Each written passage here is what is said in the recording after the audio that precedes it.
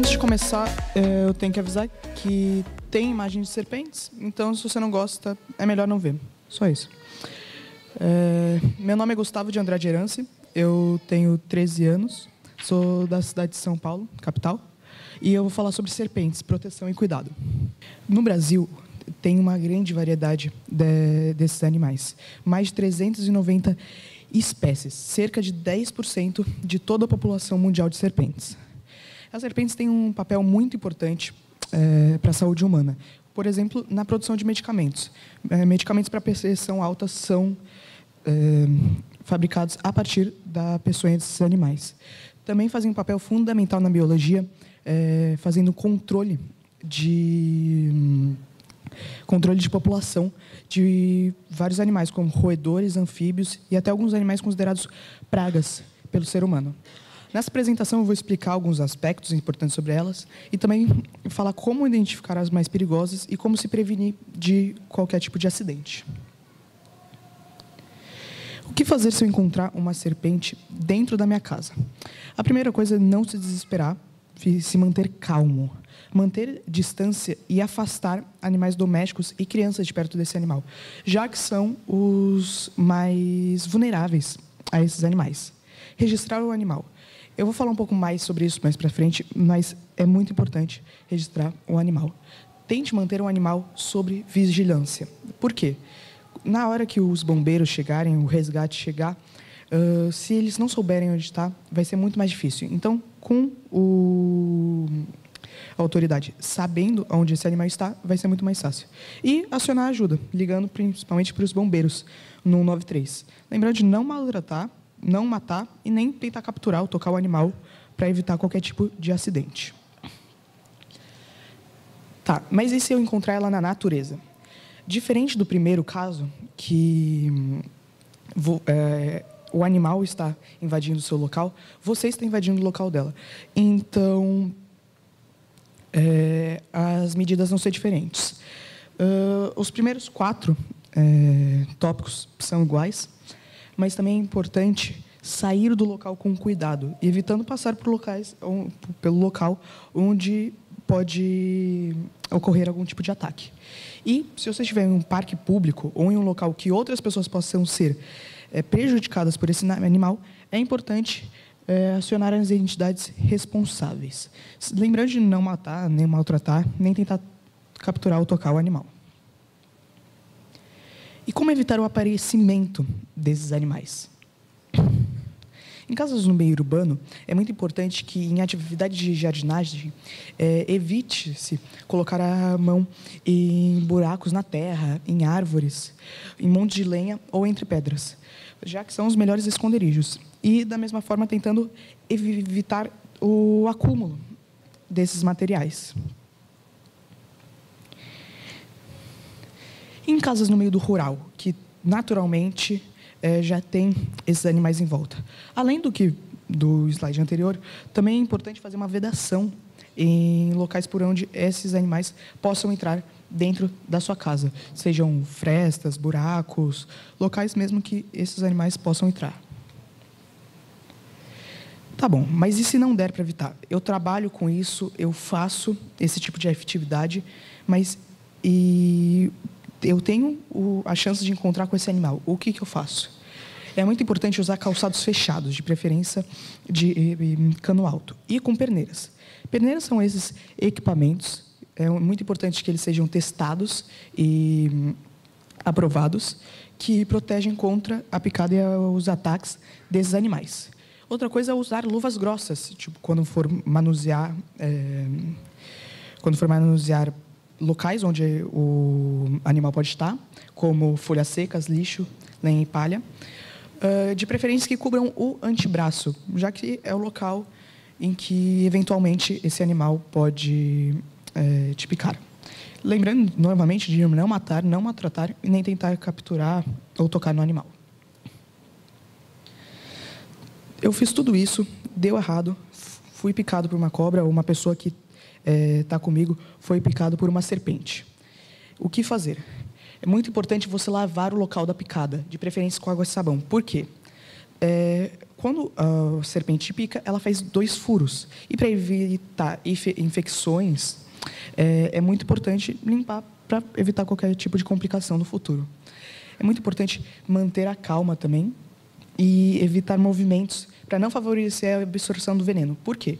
Quanto mais o seu coração bate, quanto mais rápido o seu coração bate, mais rápido o veneno se espalha pelo corpo. Então, é muito importante também evitar andar ou correr, pelo mesmo motivo do tópico acima.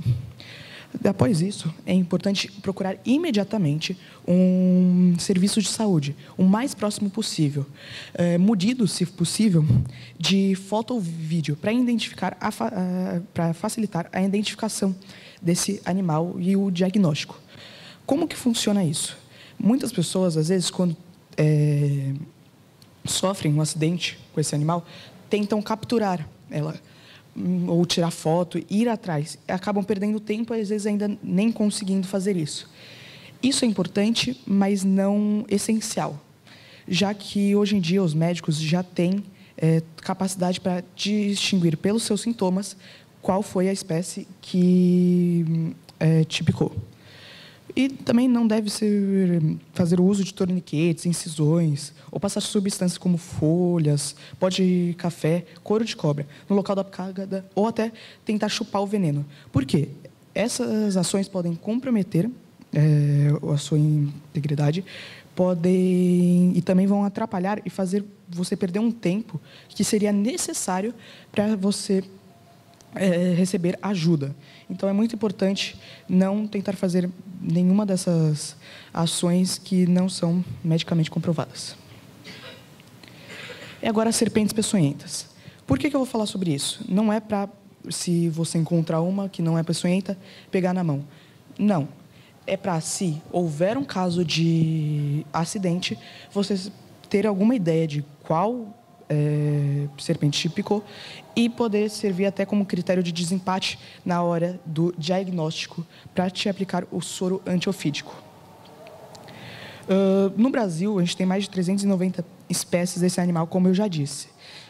Dessa lista, os serpentes de interesse médico, mas com veneno capaz de te matar, são pertencentes a 4 grupos: o das jararacas, das corais, das cascavéis e das surucucus pico-de-jaca. Mas desses 4 grupos, a gente ainda pode dividir eles em mais 2: o grupo das víboras e da coral verdadeira. No grupo das víboras, todas têm uma coisa em comum, que possuem um órgão termorreceptor chamado fosseta loreal. O que esse órgão faz? Ele é capaz de identificar microvariações de calor, muito usado na hora da presa, da caça feita por esse animal, para identificar a temperatura das presas. Das víboras, nós temos 3 tipos no Brasil: a jararaca, a cascavel e o surucucu pico-de-jaca, como eu já disse. A identificação entre jararaca e cascavel e surucucu pico-de-jaca é muito fácil. A cascavel, além da fosseta loreal, possui um chocalho, que, quando ela se sente ameaçada, ela agita ele. A surucucu pico-de-jaca tem manchas muito características. Apenas ela tem essas manchas e todas têm essas manchas. Então, além da fosseta loreal, ela tem essas manchas muito características. E a jararaca, que possui fosseta loreal, não tem as manchas e não tem o chocalho. Na próxima imagem, tem mais definido onde seria a fosseta loreal, que é bem entre o olho e a narina, tem esse buraquinho, que é a fosseta loreal. E agora, a serpente coral verdadeira. Eu não vou ensinar exatamente como identificar uma verdadeira. Não vou ensinar a fazer a distinção de uma falsa para uma verdadeira. Por quê?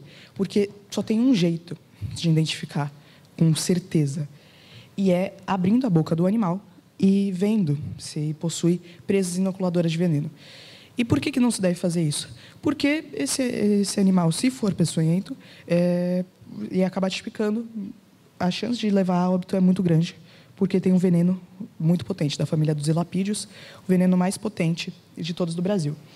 Mas a gente consegue encontrar um padrão, tanto para as corais falsas para as verdadeiras, que todas possuem cores aposimáticas, que são cores que, na natureza, chamam a atenção, que é vermelho, laranja e amarelo. Além disso, todas possuem listras. Então, se você ver um animal com essas características, considere uma cobra coral. Aqui tem alguns mitos. Diferenciação de cor para esses animais não funciona. Esse mito foi trazido dos Estados Unidos com a má tradução de programas. Para eles funciona muito bem, mas para a gente não funciona. Então, essa distinção por padrão de cor não funciona. E muitos falam que se a serpente tem barriga branca, os seus anéis não se completam, ela é uma serpente coral falsa. Mas isso é mentira. Algumas falsas corais têm anéis completos e algumas corais verdadeiras podem nascer com alguma deformidade e acabar que os anéis não se completam. No Brasil, dessas 4, a jararaca é a com maior número de casos, 90,5%. Por quê? Esses animais são muito bem distribuídos no Brasil, tendo diversas espécies. E em qualquer lugar do Brasil, ela é encontrada. Então, por isso, tendo o veneno que ela tem e a agressividade também, ela tem o maior caso de acidentes. Depois vem a cascavel. Ela também não tanto quanto a jararaca, mas também é bem distribuída pelo Brasil. Mas por que é tão baixo, 7,7%? Porque ela, como eu já disse, tem esse chocalho, esse guiso. E quando se sente ameaçada, ela avisa o ser humano por meio desse guiso e acaba que os acidentes com esse animal são muito menores. A surucucu de jaca, que é pouco distribuída, por mais que muito potente o veneno. Uma coisa é que ela pode chegar a mais de 3 metros de comprimento, então muitas vezes o bote é muito longo e o bote acaba acertando partes acima do joelho, que é muito incomum com as outras serpentes brasileiras. E temos a coral verdadeira, que é menos de 1%. Ela tem um veneno mais potente de todas, como eu já disse, mas ela é muito pequena. A boca é muito pequena e, como eu já mostrei, os dentes são muito pequenos. Então, a chance de realmente ter um bote certeiro é muito baixa. Geralmente, acontece na manipulação errada dos animais. Então, por isso que tem menos de 1% dos casos. Outra dúvida que surge bastante é a diferença entre serpentes e cobras. Bom, serpentes é o mais genérico. Qualquer réptil sem patas, com o corpo coberto por escamas, sem a capacidade de piscar e sem o ouvido externo, pode ser considerado uma serpente. Já cobras é um sentido muito mais estrito, usado para falar especificamente do subgrupo da família das najas. Então, quando serpente é o termo mais abrangente e a cobra é um sentido mais estrito. Porém, no Brasil, cobra é usado como sinônimo de serpente. A Ilha da Queimada Grande. A Ilha da Queimada Grande é uma ilha situada a 36 metros da costa, que fica entre Itanhaém e Peruíbe. Nela temos a Bótropis insulares. É um animal endêmico dessa ilha. Significa que só tem nessa ilha. E é um animal muito especial, tanto por só ter nessa ilha, tanto também porque elas têm características únicas, como veneno muito potente, um dos maiores entre as jararacas, e hábitos arborícolas, que significa que elas vivem em cima das árvores. E por que isso aconteceu? Há muito tempo atrás, essa ilha era apenas uma montanha junto com um continente. A maré subiu, o nível do mar subiu e essas jararacas ficaram separadas das suas primas do continente. E daí sofreu um fenômeno chamado especiação, que, por causa de uma divisão do local em que elas habitam, uma se evoluiu de uma forma e outra de outra. Por que elas ficaram tão perigosas? porque nessa ilha não tinha alimento suficiente para elas. O único tipo de alimento que tinha eram as aves migratórias que vinham do continente até a ilha. E no chão era muito difícil de conseguir capturar esses animais. Então elas começaram a desenvolver hábitos arborícolas, que, como eu já falei, em cima das árvores. Daí surgiu mais um problema. Elas picavam o animal e o animal não morria na hora. Ele ia voando e acabava caindo no mar.